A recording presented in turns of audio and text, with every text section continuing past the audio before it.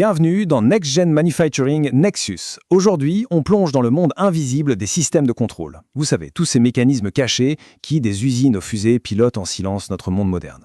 Et pour commencer, une question toute simple. Un frigo, une fusée, une raffinerie. À première vue, on se dit qu'il n'y a aucun rapport, n'est-ce pas? Et pourtant, ils partagent tous un principe fondamental, un secret qui fait que tout fonctionne de manière précise et fiable. Et là voilà, la réponse, le contrôle de processus. C'est la science de l'automatique. On peut voir ça comme le cerveau invisible qui, en coulisses, prend sans arrêt des décisions pour que tous ces systèmes si différents fonctionnent en harmonie. Ok, première partie, le monde en pilote automatique. Quand on parle d'automatisation, on imagine souvent des usines tout droit sorties d'un film de science-fiction. Mais la vérité, c'est qu'elle est déjà partout autour de nous. Dans notre cuisine, dans notre voiture, au quotidien, sans même qu'on y fasse attention. Prenez le thermostat de votre frigo, le régulateur de vitesse en voiture, ou même le pilote automatique d'un avion. Le principe au fond est toujours le même. Chacun de ces systèmes tourne en boucle. Il mesure une donnée, que ce soit la température ou la vitesse, il compare cette donnée à un objectif fixé et il agit pour corriger le moindre écart. C'est ce cycle permanent qui assure la stabilité. Mais attention, cette idée de contrôle automatique, elle n'est pas née hier. En fait, c'est un défi que les inventeurs essayent de relever depuis des millénaires. Cette chronologie, elle est fascinante. On part de solutions purement mécaniques, comme la vanne à flotteur de Ctésibios pour réguler le niveau d'eau dans l'Antiquité, et on arrive, plus de 2000 ans après, à la théorie mathématique du contrôle par Minorski. Chaque innovation nous a permis d'avoir des systèmes de plus en plus précis, de plus en plus stables. Le déclic de Minorski, il est là. Il a eu une révélation en observant un être humain.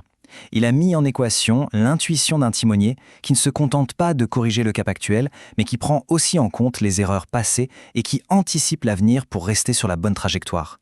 C'est la naissance du fameux contrôleur PID qu'on utilise encore absolument partout aujourd'hui. Maintenant, appliquons ça à l'industrie. Le contrôle de processus industriel, c'est l'art d'utiliser cette théorie pour optimiser la production à grande échelle. Le but? Rendre la production plus fiable, plus sûre et plus rentable. Des objectifs quasi impossibles à atteindre avec un contrôle purement manuel. N'importe quel système de contrôle repose sur cette boucle, à la fois simple et incroyablement puissante. On mesure, on compare à la valeur idéale et on agit pour corriger. Ce cycle se répète en boucle, parfois des milliers de fois par seconde, et c'est ça qui maintient tout le processus stable. Faisons maintenant un bond jusqu'à l'ère moderne pour parler des gens qui conçoivent et qui mettent en place ces systèmes si complexes. Bon alors, concrètement, ça fait quoi de séjourner un ingénieur en système de contrôle? On va voir que son rôle est bien plus varié qu'on ne le pense, ça va bien au-delà de la théorie. Et pour bien comprendre, le mieux, c'est de jeter un œil à une vraie offre d'emploi. Ça nous donne un aperçu très concret des compétences et des responsabilités attendues dans le monde de l'industrie. En fait, l'ingénieur s'occupe de tout le cycle de vie d'un projet. Ça démarre avec la conception sur ordinateur, puis la programmation, les tests en usine, et ça se termine par l'installation sur le site du client, que ce soit une plateforme pétrolière ou une usine de traitement de l'eau. C'est un métier où l'on passe sans cesse du bureau d'études au terrain. Ce qui est fascinant, c'est qu'il y a une sorte de dualité dans ce métier. D'un côté, on a l'artisan de l'automatisation. C'est l'expert de terrain, celui qui programme les automates, qui met les mains dans le cambouis. De l'autre côté, on a l'artiste du contrôle. Lui, c'est le théoricien, celui qui crée des algorithmes complexes avec un bagage mathématique très solide. Et cette distinction est clé parce qu'elle montre que l'industrie a besoin de ces deux profils très différents pour innover. Et maintenant, parlons avenir. L'intelligence artificielle est en train de fusionner avec l'automatisation. C'est là que se trouve le prochain grand tournant pour l'industrie manufacturière.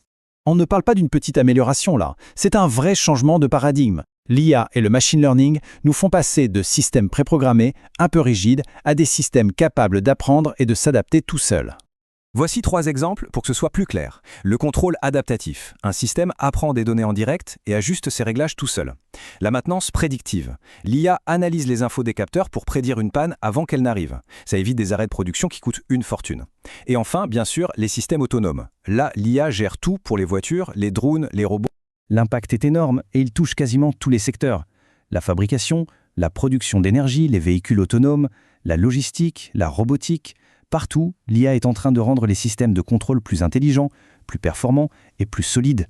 Alors, quel est l'avenir dans tout ça? Est-ce que les ingénieurs humains vont se faire remplacer par des algorithmes? La réponse, en tout cas pour l'instant, c'est non. Le but n'est pas le remplacement, mais la collaboration. L'avenir, c'est une approche hybride, un partenariat où l'expertise de l'ingénieur est démultipliée par la puissance d'analyse de l'IA. Mais bien sûr, ce futur ne va pas arriver sans quelques obstacles. Il a de gros défis à relever. D'abord, la qualité des données. Sans données fiables, les modèles d'IA ne servent à rien. Ensuite, l'interprétabilité. Il faut pouvoir comprendre pourquoi une IA prend telle ou telle décision. Et enfin, la cybersécurité, un enjeu majeur pour protéger ces systèmes de plus en plus connectés. On termine sur cette question qui est peut-être la plus importante.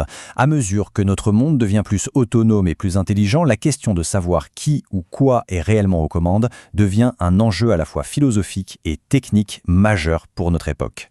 C'était Next Gen Manufacturing et Nexus. Merci et à la prochaine.